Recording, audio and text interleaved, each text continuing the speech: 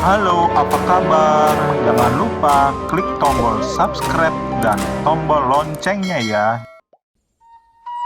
Kampung Tumaritis di Tanah Sunda dikenal tenang, udara sejuk, dan dipenuhi suara seruling bambu dari para pengembala. Di balik kedamaiannya, tinggal sebuah keluarga punakawan.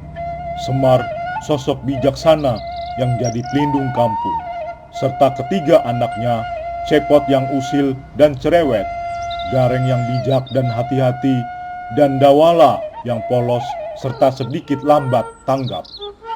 Suatu hari, kedamaian Tumaritis berubah ketika sebuah kabut merah turun dari hulu sungai Cijambe. Pagi itu, Cepot sedang duduk di bale-bale, mengecat topengnya sendiri sambil bersiul.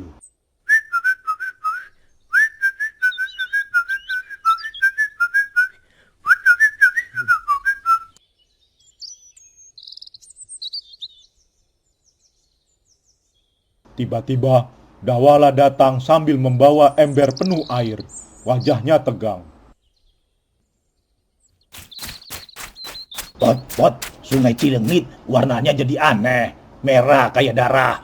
Ah, paling kamu salah lihat. Kamu mah kan kalau lihat cabai jatuh ke air juga dibilang darah. Beneran, Pot, nyawa atuh. Cepot akhirnya ikut memastikan.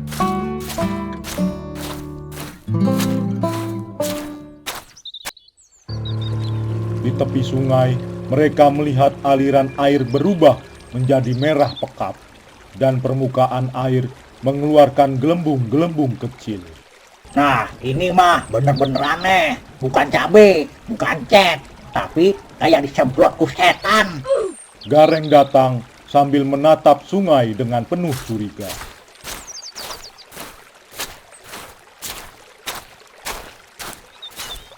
Sungai Cilengit tidak pernah begini. Harus kita laporkan pada Bapak Semar.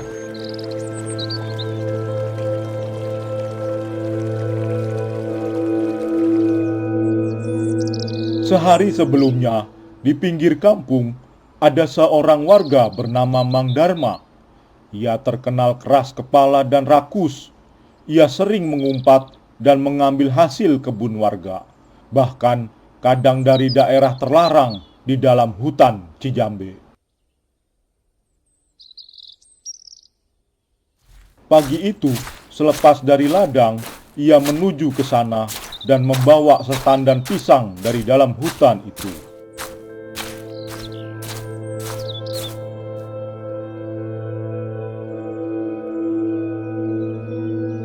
Pisang itu terlihat sangat kuning dan membuat orang yang melihatnya ingin segera menyantapnya. Ye, dia rezeki. Pisang kieu kalau dimakan pasti enak. Lumayan bisa buat semingguan euy. Warga yang kebetulan lewat memperingatkan. Dharma, daerah itu geus dilarang. Pisang yang tumbuh di hutan itu disebut pisang nyawa Cijambe. Jangan dimakan, bahaya. Cepat kembalikan. Tapi Mang Darma mengibaskan tangan. Ah, dongeng kolot mah teu kudu percaya.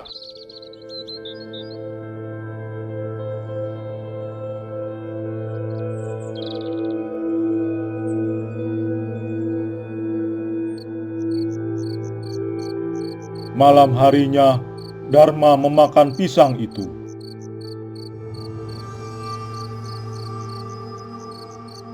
Dan kabut merah langsung keluar menyebar ke udara.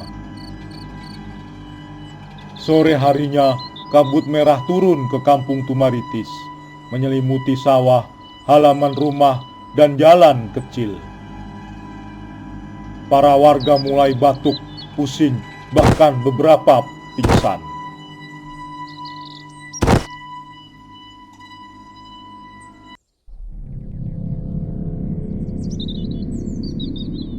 Dawala ketakutan. Atuh Gusti, ieu naon? Asap setan. Cepot langsung menutup hidung pakai topengnya. Dawala, kalau setan saja melihat tampang kamu, pasti kabur. Tenang we. Semar keluar rumah dengan wajah serius, jauh lebih serius dari biasanya. Anaking, ya kabut bukan kabut biasa. Ini tanda ada yang membuka segel alam. Ada keserakahan yang membangunkan muka bumi. Cepot, Gareng, dan Dawala saling pandang. Pasti ada warga yang mengambil sesuatu dari daerah terlarang, Bapak. Tadi siang juga kami lihat sungai Cilengit berubah menjadi merah dan berkabut seperti ini. Nah, eta bener Bapak. Kita harus menemukan sumbernya sebelum kabut ini menjadi azab bagi seluruh kampung.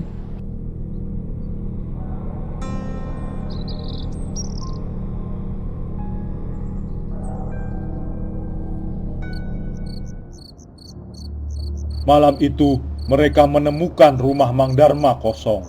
Di halaman rumahnya terdapat jejak seperti darah menetes. Dari beberapa rumah warga, hanya rumah Darma yang aneh, kosong dan banyak bercak-bercak darahnya. Dawala langsung pucat. Eta darah naon, Pot? Tenang, kalau darah kamu warnanya coklat. Kamu kan suka makan tanah. Dawala menatap dengan wajah patah hati. Ditanyakan malah ngejawab kayak gitu.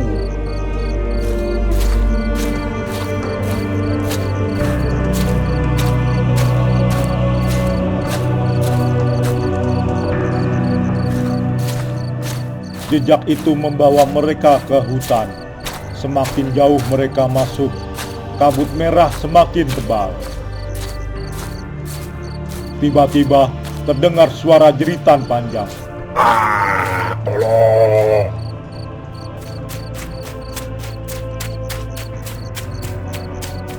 Di tengah hutan, Mang Darma terlihat menggeliat di tanah. Tubuhnya memerah, urat-uratnya keluar seperti akar pohon. Dan dari mulutnya yang berdarah, keluar asap. Tubuhnya terangkat ke udara, mengambang bersama asap-asap yang semakin pekat. Dari kabut muncul bayangan besar, sosok hitam seperti gorila, bertaring tajam dan panjang setinggi 2 meter, bermata api. Celaka, langgar alam, kau membuka segel Cijambe. Darma merintih. Tolong Ki Semar, tolong, aku salah.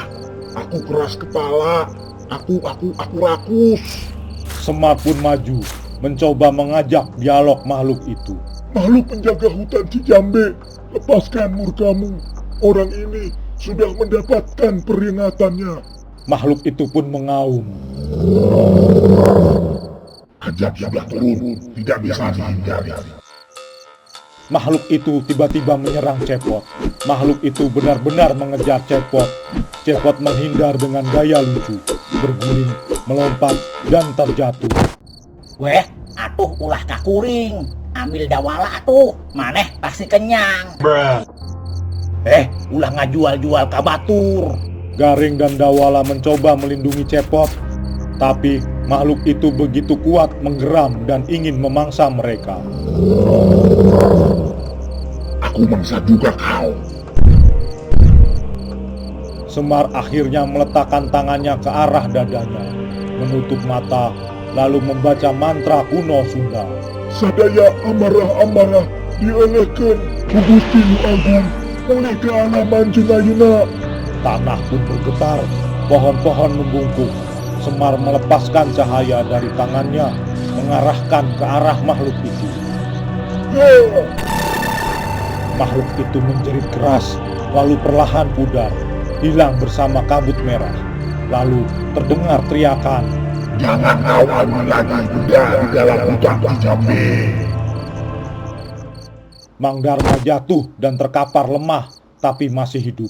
Semar pun menghampirinya, lalu menatapnya dalam-dalam. Dharma, alam memberi, alam juga mengambil. Kau melanggar batasannya. Kini kau lihat akibatnya. Mang Darma mengeram kesakitan. Aku menyesal. Aku tak akan rakus lagi. Kabut pun menghilang, udara pun kembali normal. Dawala duduk kelelahan. Cepot, tadi kamu jual abdi ke makhluk itu. Sakit hati, euy. Dah tahu naon, itu mah strategi. Kamu mah kebal dal, hati bukan murni. setan aja malas nyentuh kamu. Gareng tertawa, sementara Dawala manyun. Anak King, ingatlah, keserakahan adalah akar dari ajab. Siapapun yang mengambil hak bumi tanpa izin, maka akan mengundang murkanya. Dan ingat, satu lagi, kalau masuk hutan, jangan kayak Dawala. Baru 3 langkah, udah mau pulang karena takut. Cepot, asupkah dia? Sini kita gelut. Semar tertawa, menepuk pundak anak-anaknya. Sudah, ayo kita pulang. Cepat, Papa Mang Dharma. Begitulah kisah azab kabut merah di kampung Tumaritis. Sebuah pengingat bahwa alam punya batas dan siapa yang melanggarnya akan menuai akibatnya.